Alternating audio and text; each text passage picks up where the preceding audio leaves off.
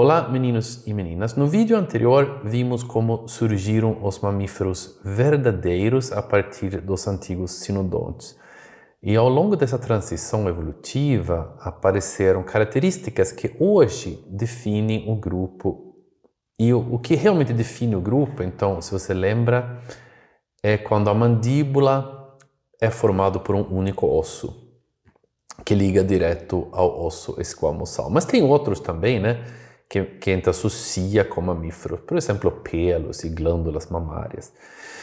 Hoje a gente vai reconhecer o primeiro grande ramo, o clado mais antigo da árvore evolutiva dos mamíferos vivos, os monotremados.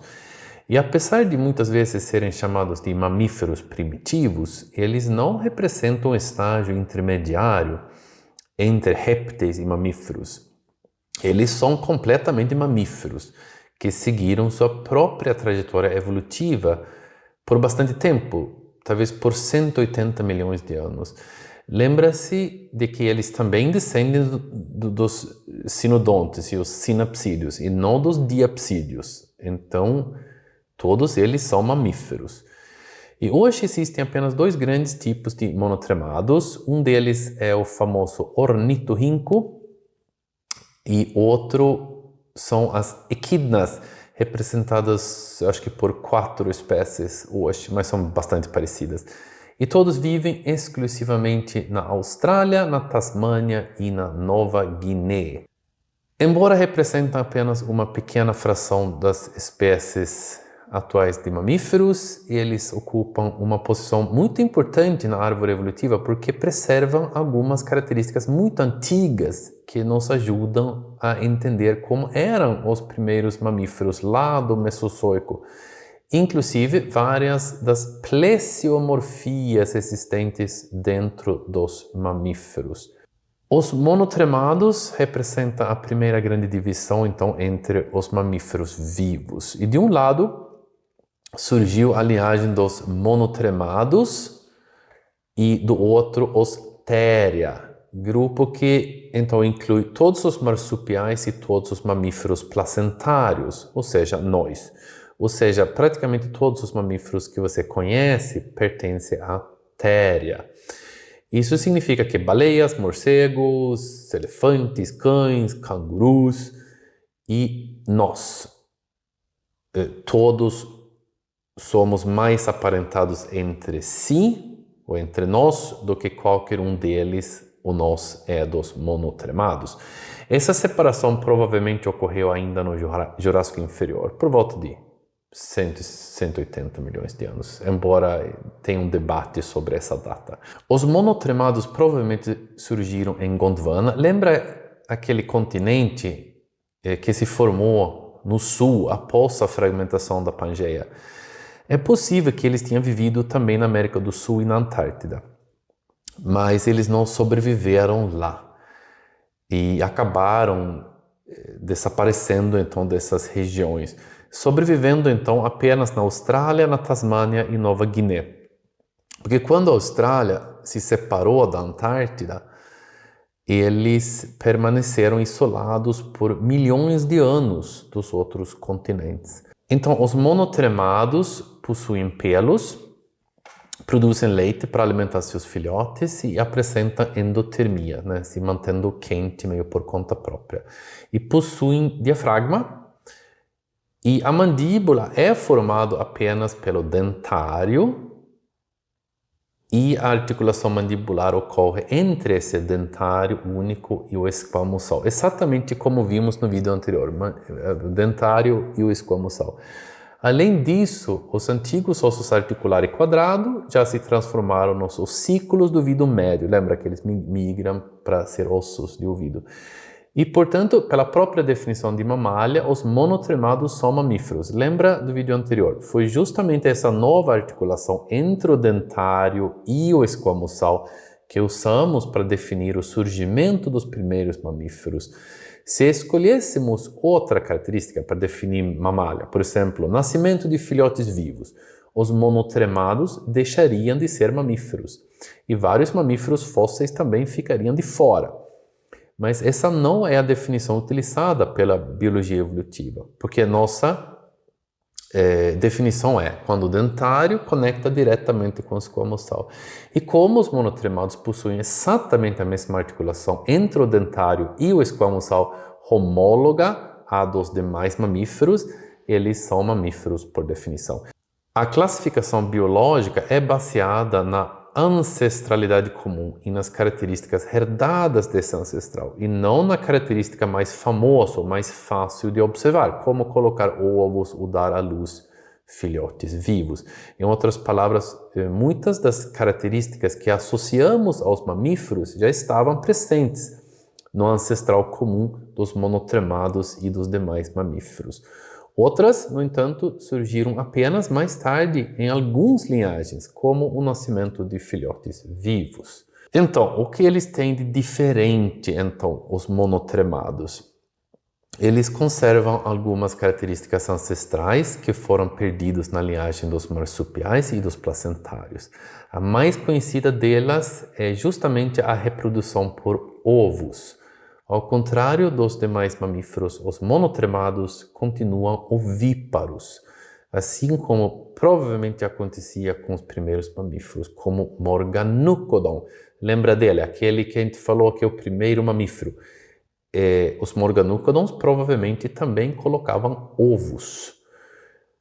Então, os monotremados, por exemplo, após de colocar o ovo, o embrião completa seu desenvolvimento fora do corpo da mãe, protegido por uma casca flexível, e ele se desenvolve dentro de um ovo. Então, isso não significa que os monotremados sejam menos evoluídos. Significa apenas que seguiram um caminho evolutivo diferente, preservando então uma característica ancestral que os demais mamíferos perderam. E outra característica curiosa é que eles possuem cloaca. E o que é isso? Em vez de aberturas separadas para o sistema digestório, urinário e reprodutor, todas essas funções compartilham uma única abertura. Os demais mamíferos perderam esta característica ao longo da evolução, mas aves e répteis ainda possuem cloaca. Portanto, trata-se de uma estrutura muito antiga, herdada dos primeiros amniotas e, em última análise, de ancestrais ainda mais remotos.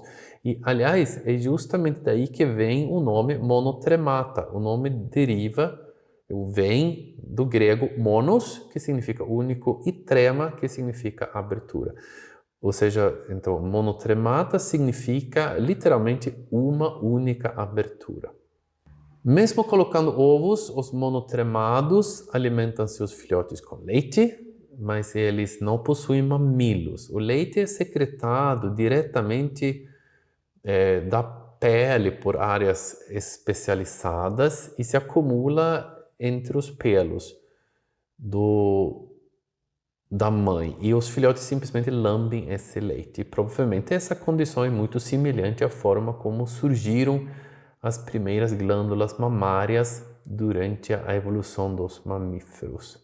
Ou pelo menos é bastante provável que começou assim. De novo, então, isso seria então uma característica mais ancestral, talvez, dos monotremados. E os monotremados também apresentam uma cintura escapular bastante ancestral. Eles ainda conservam um grande osso coracoide separado da escápula, além de outros ossos que desapareceram nos demais mamíferos. E sua postura também lembra antigos sinapsídeos, com as patas posicionadas mais lateralmente do que nos marsupiais e placentários.